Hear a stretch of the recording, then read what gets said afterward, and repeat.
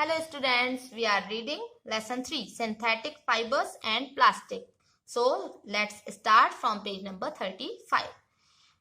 Let's read. We wear sweaters and use shawls or blankets in the winter. Many of these are actually not made from natural wool, though they appear to resemble wool. These are prepared from another type of synthetic fiber called acrylic. The wool obtained from natural source is quite expensive, whereas cloths made from acrylic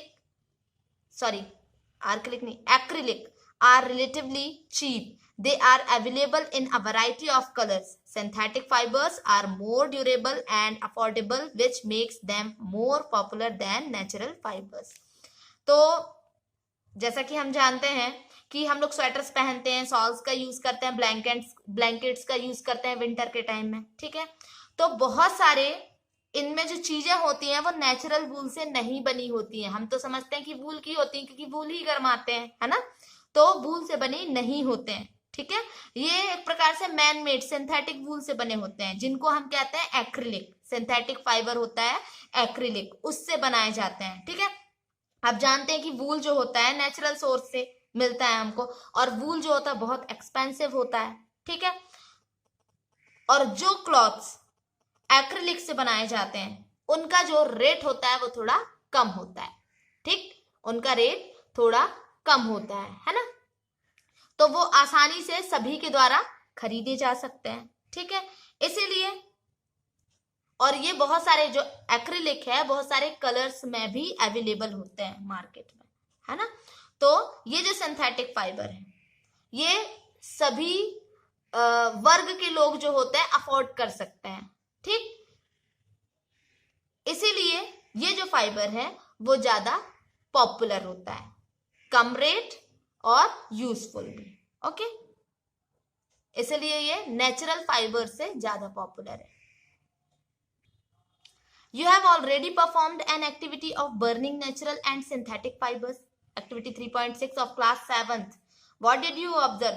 When you burn synthetic fiber, you find that their behavior is different from that of the natural fiber. You must have noticed that synthetic fiber melt on heating. This is actually a disadvantage of synthetic fiber. If the cloths catch fire, it can be disastrous. The fabric melts and sticks to the body of the person wearing it. We should therefore not wear synthetic cloths while working in the kitchen or in a laboratory. यहाँ पे बताया जा रहा है कि class 7th में आपने एक एक्टिविटी की होगी जिसमें नेचुरल और सिंथेटिक फाइबर को जलाकर देखा होगा, ठीक है। तो जब आप सिंथेटिक फाइबर को बर्न करते हैं, ठीक है, तो उसका बिहेवियर आप देखेंगे वो नेचुरल फाइबर से बिल्कुल डिफरेंट होता है, ठीक है। आप ये देखेंगे कि सिंथेटिक फाइबर जो है वो मेल्ट होने लगता है जब उसको हीट मिलती है, मतलब घुलने लगता है, ठीक है। और ये क्या है, डिसएडवांटेज है सिंथेटिक फाइबर का, ठीक है। अगर कोई क्लॉथ जो है वो आग पकड़ लेता है, ठीक है, तो वो क्या होता है, डेंजरस तो होता ही है, ठीक। तो जो सिंथेटिक फाइबर होता है वो चिपकने लगता है, पिघलता है, मेल्ट होता है और बॉडी में चिपकने लगता है पर्सन की, है ना। इसीलिए सिंथेटिक क्लॉथ्स का यूज जब किचन या लेबोरेटरी में काम करते हैं, वर्क करते हैं, तो उस समय सिंथेटिक क्लॉथ जो है वो नहीं पहनने चाहिए कि बाय चांस अगर आग लग गई तो वो जो क्लॉथ्स हैं वो आपकी बॉडी पर चिपक जाएंगे, ओके, और फिर वो नुकसानदेह हो सकता है, ठीक। So here she said, oh, now I understand why my mother never wears polyester cloths while working in the kitchen, okay। तो ये कह रही है कि अब मुझे समझ में आया कि मेरी मम्मी कभी भी पॉलिएस्टर क्लॉथ्स नहीं पहनती है जब वो किचन में काम कर रही होती है, ठीक है। तो